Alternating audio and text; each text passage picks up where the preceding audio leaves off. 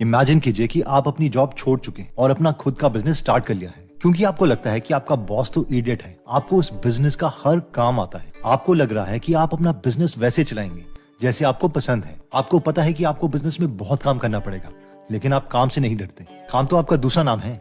जब आप अपना बिजनेस खोलते हैं तो कस्टमर्स आपकी तारीफ करते हैं कि आप जैसे बाल कोई नहीं काटता या फिर आप जैसा बर्गर कोई नहीं बनाता।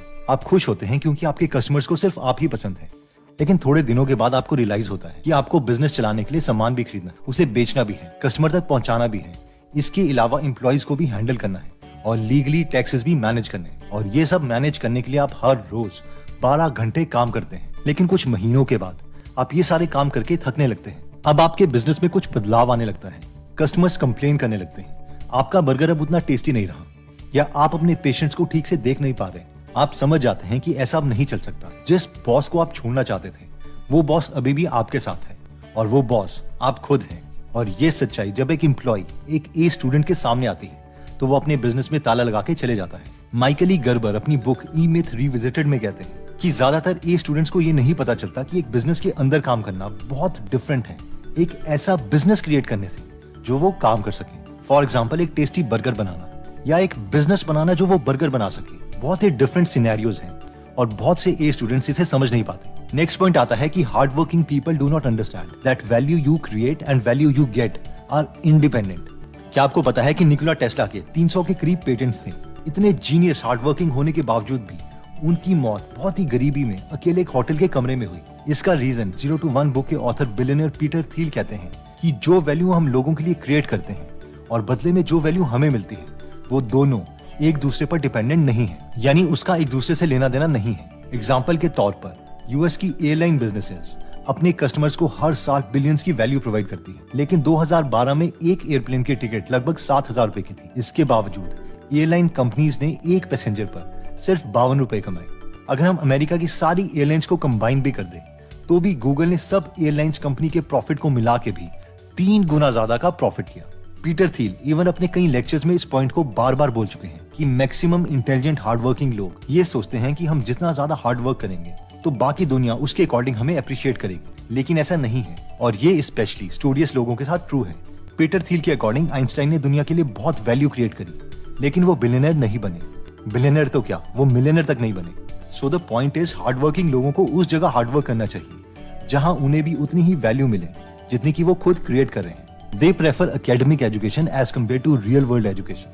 दुनिया के one of the best advertisers, Claude C Hopkins अपनी book My Life in Advertising में कहते हैं कि मैंने कभी कोई एडवर्टाइजिंग की ट्रेनिंग नहीं ली। मैंने हमेशा उन लोगों को ऑब्जर्व किया है जो सड़कों में सामान बेचते थे। इन्हीं लोगों के तरीके को मैंने न्यूज़पेपर और मीडिया में यूज किया, जिससे मैंने पेप्सोडेंट, डव जैसे ब्रांड्स को प्रमोट किया। लेकिन जब मैं इन नौजवान लोगों को देखता हूँ जो अभी अभी एडवर्टाइजिंग मार्केटिंग के ऊपर पढ़ाई करके आए हैं, तो वो फॉन्ट्स की बातें करते हैं, कलर की बातें करते हैं, एडवर्टाइजिंग में पिक्चर्स की बातें करते हैं, जिसका एडवर्टाइजमेंट से कोई लेना देना नहीं है। एडवर्टाइजमेंट का मतलब है सेल्स। अगर एज एन एडवर्टाइजर्स हम सेल्स नहीं करवा पा रहे तो हम अपने काम में फेल हो जाएंगे। लेकिन ये एकेडमिक एजुकेशन वाले लड़के इन चीजों को नहीं सीखना चाहते। वो सेल्स करवाने के बजाय एडवर्टाइजमेंट को एक आर्ट समझते हैं, जिससे वो चाहते हैं कि जब उनके दोस्त उनकी एडवर्टाइजमेंट देखें तो वो उनकी तारीफ करें, तालियां बजाएं। इसलिए एकेडमिक एजुकेशन हमारा उतना साथ नहीं दे पाती जितनी की रियल वर्ल्ड एजुकेशन देती है। अब ये एक एडवर्टाइजमेंट है जो क्लॉड सी हॉपकिंस अपनी बुक में मीट साइकिल कंपनी की एड की बात करते हैं कि ये एड किसी भी मार्केटिंग डिग्री वाले स्टूडेंट को दिखा दो, वो इस एड पर बहुत हंसेगा। लेकिन इस एड ने इसके ओनर्स को इतने पैसे कमा के दिए हैं कि अगर तुम इन्हें 50 लाख रुपए भी दे दो तो भी ये इसका एक वर्ड तक चेंज नहीं करेंगे।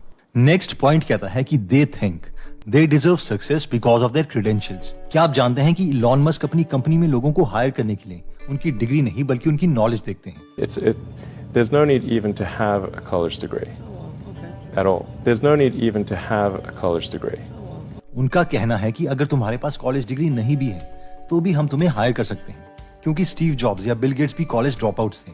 अगर किसी के पास नॉलेज है तो वो इलॉन को इंटरव्यू प्रोसेस के दौरान पता चल ही जाएगा। कॉलेज डिग्री और नॉलेज दो अलग अलग बातें हैं। ऑब्वियसली अगर किसी ने अच्छे कॉलेज से डिग्री करी है तो इसका मतलब है कि वो डिसिप्लिन्ड है, वो ज्यादा हार्ड वर्किंग है, वो ज्यादा वर्किंग आवर्स दे सकता है, तभी उसकी अच्छे कॉलेज में एडमिशन हुई। लेकिन इसके बाद ज्यादा अचीव करने के लिए उसे दोबारा से हार्ड वर्क करना पड़ेगा। नेक्स्ट पॉइंट कहता है कि they do not want to change their core stream. कभी आपने अपने किसी दोस्त को ये बोलते हुए सुना है कि मैं तो इंजीनियरिंग बैकग्राउंड से हूँ, हम सेल्स वाले थोड़ी ना हैं जो सेल्स मार्केटिंग सीखे, या फिर मैं तो इलेक्ट्रिकल इंजीनियर हूँ, अब मैं डेटा साइंटिस्ट थोड़ी ना बन सकता हूँ।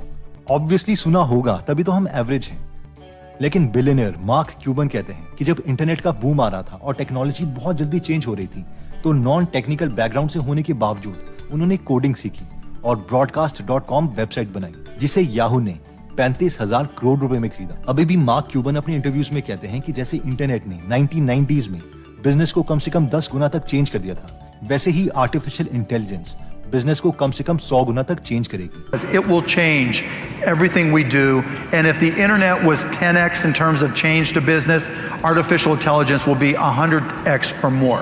आज मार्क क्यूबन 63 साल के हो चुके हैं, उसके बावजूद वो आर्टिफिशियल इंटेलिजेंस से रिलेटेड कोर्सेज करते हैं, न्यूरल नेटवर्क्स बनाते हैं। एज अ बिजनेसमैन ऑब्वियसली उन्हें आर्टिफिशियल इंटेलिजेंस में बेस्ट नहीं बनना है, लेकिन वो इतने बेसिक सीखना चाहते हैं कि वो हायर करते समय ये पता कर पाए कि कौन सा एम्प्लॉय आर्टिफिशियल इंटेलिजेंस में बेटर है। ये ना हो कि वो एम्प्लॉइज हमें बेवकूफ बनाते रहें। In short the point is कि जितनी भी सक्सेसफुल लोग हैं वो अपने को रीइन्वेंट करते रहते हैं। उनकी पुरानी फील्ड कुछ भी हो, वो नई स्किल्स को एक्वायर करते रहते हैं। नेक्स्ट पॉइंट कहता है कि they could not handle multiple rejection.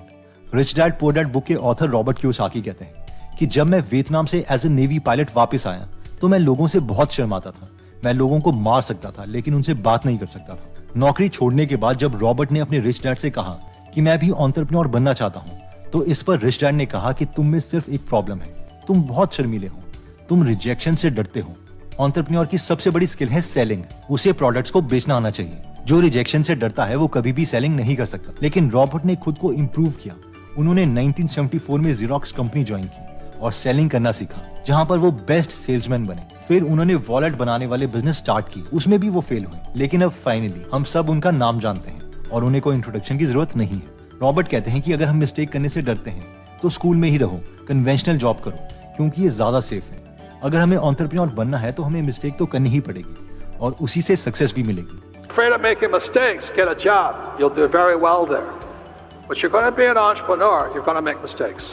Next point कहता है कि they do not take risk. Elon Musk जब USC Marshall school of business में ग्रेजुएट्स को कमेंसमेंट स्पीच दे रहे थे, तो उन्होंने कहा था कि सबसे अच्छा टाइम है रिस्क लेने का।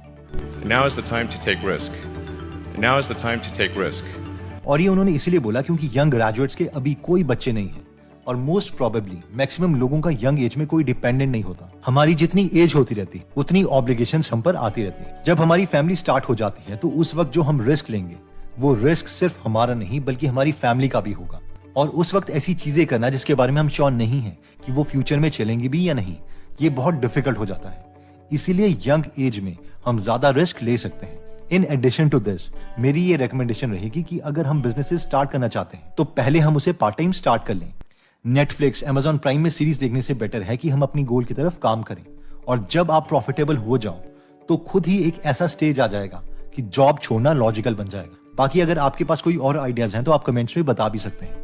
एनीवेज, नेक्स्ट पॉइंट आता है कि they understand compounding but do not apply it in real life.